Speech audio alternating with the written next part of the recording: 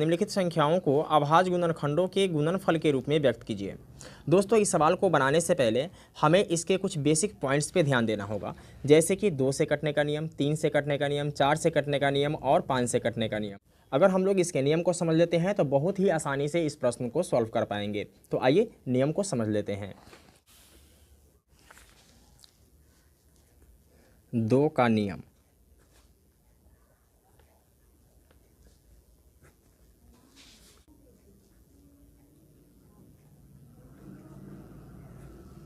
संख्या का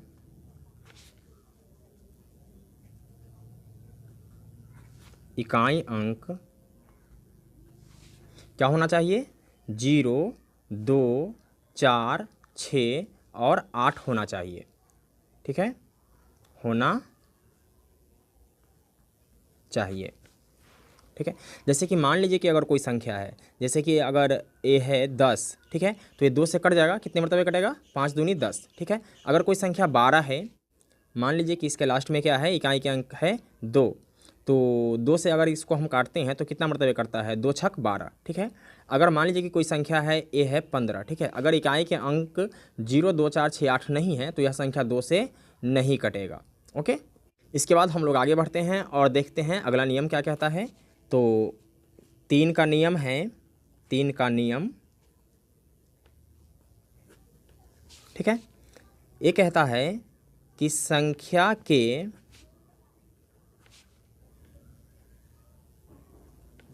अंकों का योग, अंकों का योग 3 से विभक्त होना चाहिए। ठीक है, विभक्त होना चाहिए।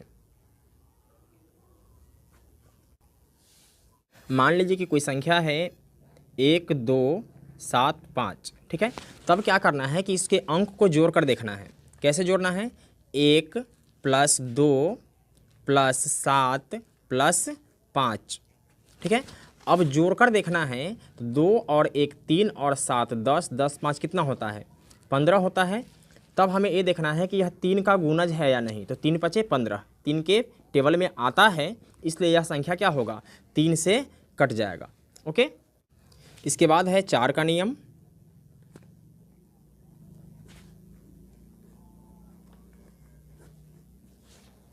तो 4 से कटने का नियम कहता है कि संख्या के अंतिम 2 अंक से जो संख्या बनी होती है, ठीक है, वो संख्या 4 से विभाजित होनी चाहिए।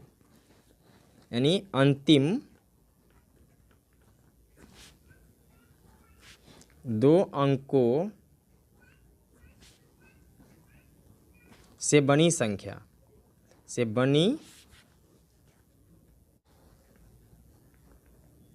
संख्या 4 से विभाजित होनी चाहिए।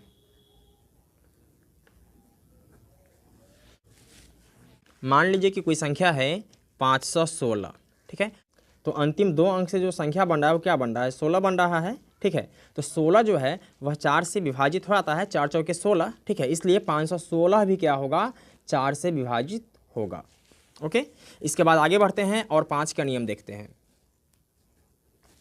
5 का नियम।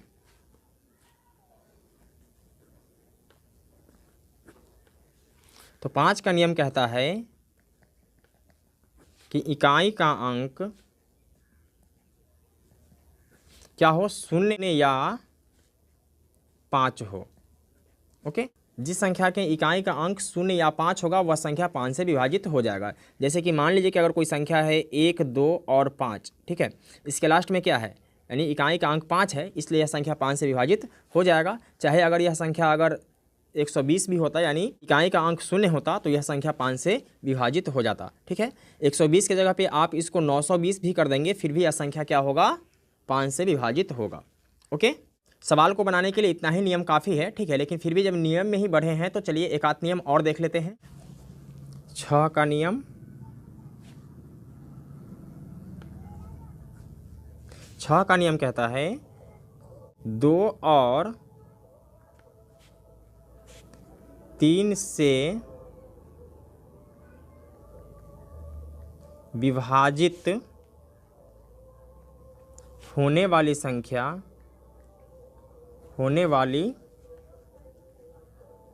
संख्या 6 से विभाजित होगी। ओके,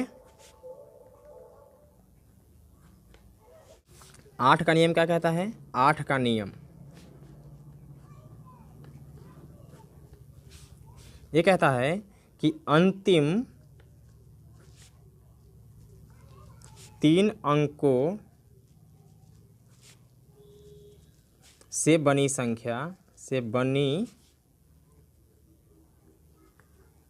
संख्या 8 से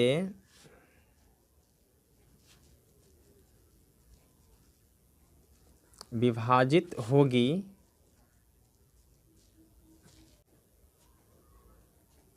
तो वह संख्या 8 से विभाजित होगी, 8 से विभाजित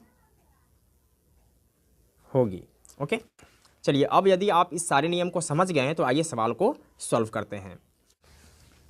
पहला प्रश्न मेरे पास है 140, ठीक है, हमें हल करना है। तो 140 का गुणनखंड निकालेंगे, ठीक है। तो हमने आपको बताया कि जिस संख्या के इकाई अंक 0, 2, 4, 6, 8 होता है वह संख्या 2 से लग जाता है, ठीक है। तो इसमें क्या करना है? 2 से लगाना है। तो 7 दूनी 14 और 0, ओके। इसके बाद फिर 2 से लगाएंगे, कितना आएगा? 35। इसके बाद फिर 5 से लगाएंगे तो 5 सत्ते कितना हो जाएगा? 35। तब हमें इसे लिखना है कि 140 बराबर 2 गुने 2 गुने 5 गुने 7, ठीक है। आइए इसको अच्छे से लिख लेते हैं। तो 2 कितने बार है? 2 बार हैं, तो 2 पर पावर क्या कर देंगे? 2 कर देंगे। इसके बाद 5 और गुने 7। अगर 2 3 बार होता तो पावर कितना रखते? 3 रखते, ओके। अतः 140 के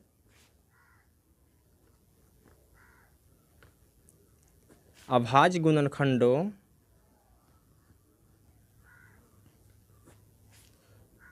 के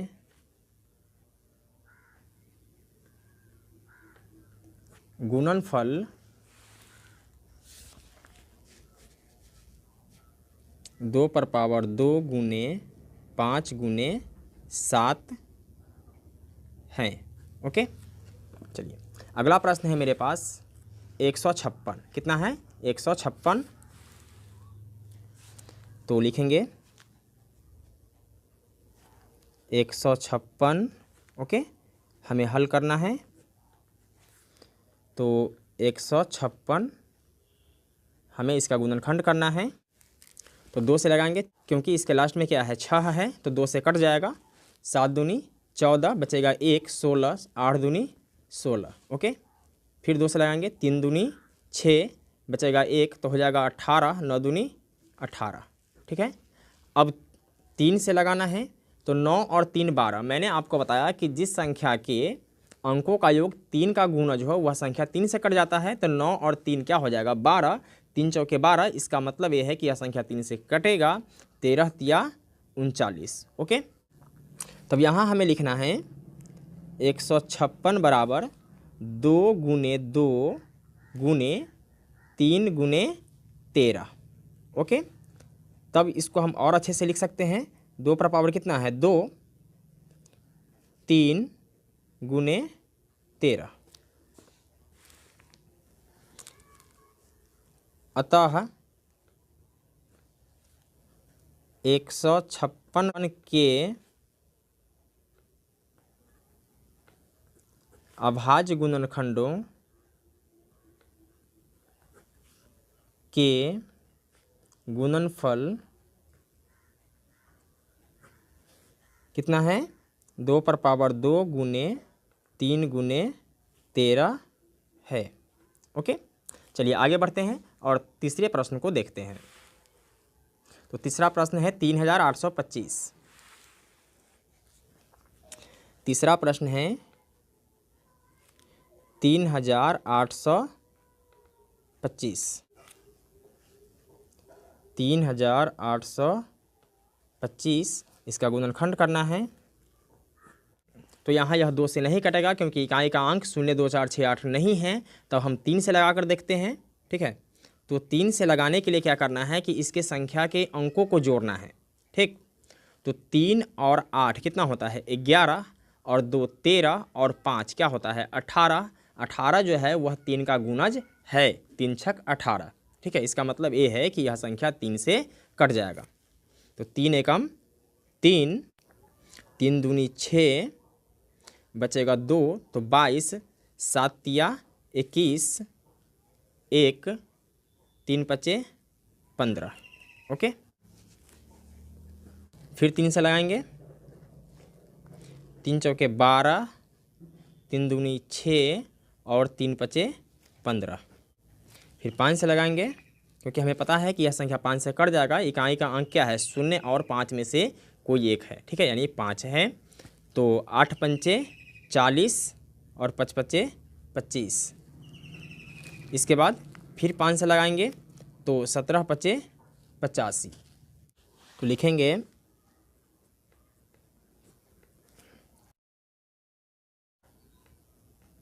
3825 बराबर कितना है 3 गुने 3 गुने 5 गुने 5 गुने 17। ओके, यानी 3 पर पावर कितना है 2 गुने 5 पर पावर 2 गुने 17। अतः 3825 के अभाज्य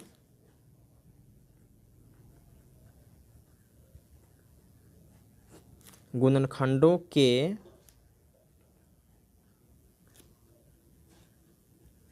गुणनफल 3 पर पावर 2, 5 पर पावर 2 गुने 17 है। ओके, अब आगे बढ़ते हैं और प्रश्न संख्या 1 के ही चौथे प्रश्न को सॉल्व करते हैं। चौथा प्रश्न है 5005। ठीक है, हमें हल करना है तो इसके लिए गुणनखंड निकाल लेते हैं। तो 5005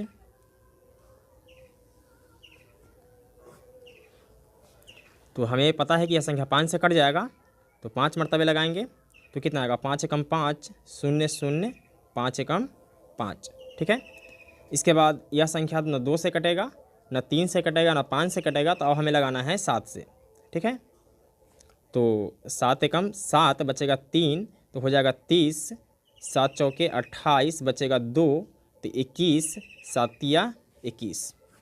इसके बाद क्या करना है 11 से लगाना है तो 13 मरतबे ये कट जाएगा। ओके, तब हम इसको लिख सकते हैं कि 5005 बराबर 5 गुने 7 गुने 11 गुने 13। ओके, अतः 5005 के अभाज्य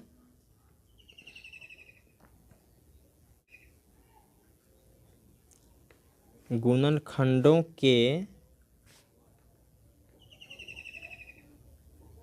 गुणनफल 5 गुने 7 गुने 11 गुने 13 है। ओके, अब आगे बढ़ेंगे और प्रश्न संख्या 5 को सॉल्व करेंगे। ओके, तो 5वां प्रश्न है 7429। ठीक है, हमें हल करना है। तो 7429 17 मरतबे लगेगा। ठीक है, तो ये आ जाएगा 437।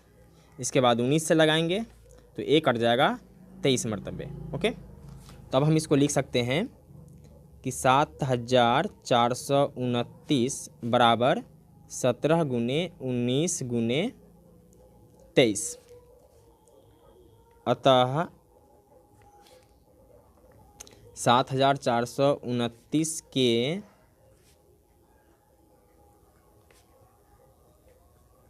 अभाज्य गुणनखंडों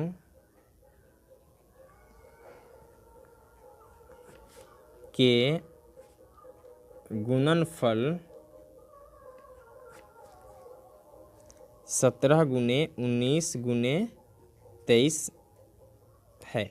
दोस्तों ये काफ़ी आसान प्रश्न था, बस आपको विभाज्यता का नियम पता होना चाहिए था। ओके, तो मैं उम्मीद करता हूँ कि आपको ये वीडियो समझ में आ गया होगा, और इससे पहले का वीडियो आप लोगों ने नहीं देखा है तो अनलॉक स्टडी के प्लेलिस्ट में जाकर इससे पहले का सारा वीडियो देख सकते हैं। फिर मिलते हैं एक और वीडियो में, तब तक के लिए जय हिंद।